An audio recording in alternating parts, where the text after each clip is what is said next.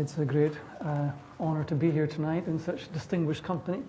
I do my work in palliative care as a social worker on the North Shore. And notwithstanding the poignancy that's been addressed here tonight with the previous speakers, I know in my experience there, and I've been doing it now for about 8 years, I'd have to say there that I've not come across many people who have actively wanted to end their life, through suicide. Quite the contrary, I've found there that the people, by and large, fight with every fiber of their being to stay alive for as long as they can. Now that, again, is not to dismiss the previous experiences there. Working in palliative care there, I think there's a structure in place there where people obviously have to have their symptoms dealt with. And between medical directors, clinicians, doctors, and family, we've tried to work with people where they're at and respecting their choices. Coming on to palliative care, people are signing, if you like, there's not going to be any cardiopulmonary resuscitation for them.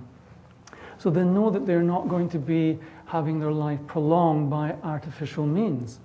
So consequently then, it's not an issue, on the palliative care program. We are not going to do heroic measures. If people, have a catastrophic event, they're not going to be revived. So our job is really to provide comfort care, to help them deal with, if we can call it unfinished business, helping people have conversations with their families, talking about, asking for forgiveness of themselves and each other, asking, as I say, building bridges when people have been estranged. We quite often find family members, ex-spouses coming in and being caregivers to a dying person, estranged sons or daughters coming back into the picture. So basically we find really, as I say there, that people, as I say, they want to live for as long as they can. I can think of one instance where there was a fellow there that came on, and again, there was a bit of a clash between the doctor and the family. The doctor wanted to increase his analgesic. The family felt that he wasn't quite ready for this at this point. They felt that there was still time, quality time, to have conversation with their loved one. And through consultation and talking to the pharmacist and other team members, the doctor decided to hold off on the analgesic and allow this fellow there to have 3 more days. I looked at it really that the family were squeezing every last minute of alertness out of this fellow, and again, because it was monitored, they were able to have this, as I say, this quality time. And it finished up with where he had a granddaughter who was going away to the States on a trip, and he wasn't going to see her again, and he'd asked her to say a prayer. And she said a prayer for him. The family were all around, and I think the next day he went into a coma and died. And it really allowed the family then to have that quality time, have the conversation, and it really, I think, helped them deal with the grieving, which is one of the big problems there, when in fact we have major problems with families and their loved ones when major issues crop up. It can affect their grieving.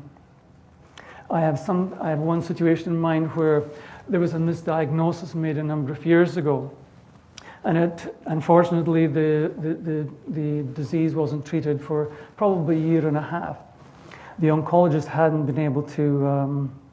He had missed the disease, and it had been another disease, and the family were really troubled by this, obviously, and talked about suing, and so litigation was considered. But he was basically declining as time went on, obviously. And they tried, this is one of the examples where they tried providing him with a tube feed. They were going to artificially feed him as what he wanted, as what his family wanted, but of course it was to no avail. And he continued to decline. And when he was on the ward, by just strange twist of fate, who showed up in the ward but the oncologist that had originally misdiagnosed him, whose own sister was dying in another room. And the two met, and the patient's wife and the oncologist. And even though there was recognition, he was unable to stop and talk to her and ask her. Obviously, he knew where things were at, and she was too angry to actually, challenge him about what had happened, the previous 2 years ago.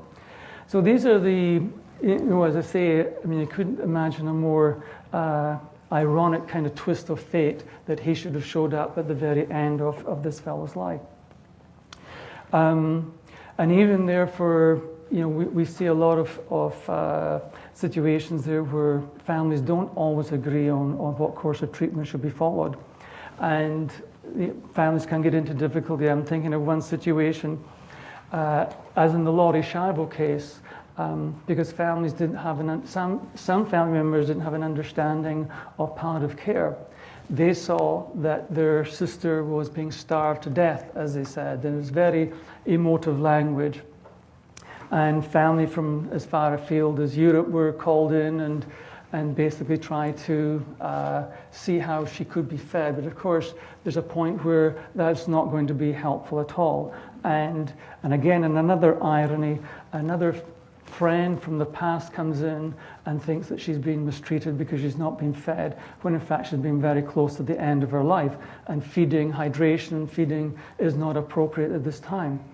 And because there was some money involved in the situation, the family had, she had died, and her sibling had called up the doctor and said, we'd like a copy of the death certificate.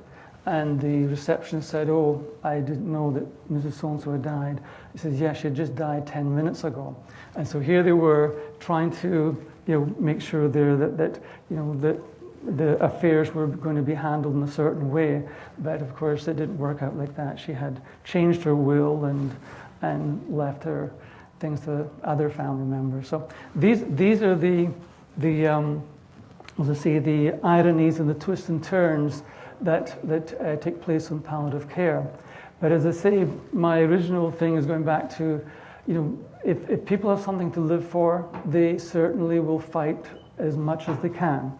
And again, I think we see that maybe with younger people who don't take no for an answer. They do want to explore every avenue. They do want to go out and again, go to alternative therapies. They'll go to Germany, they'll go down to the United States. They will do everything they can. And again, as I say, it really is clear there for some people, the assisted suicide is the only way that they can see. And but I can just say there, in all of my 8 years, I haven't come across that myself. But that doesn't mean to say, of course, that it doesn't happen. I know that it does. And I'll be interested to hear what, as we get into the panel discussion, how other people feel about that. But thank you.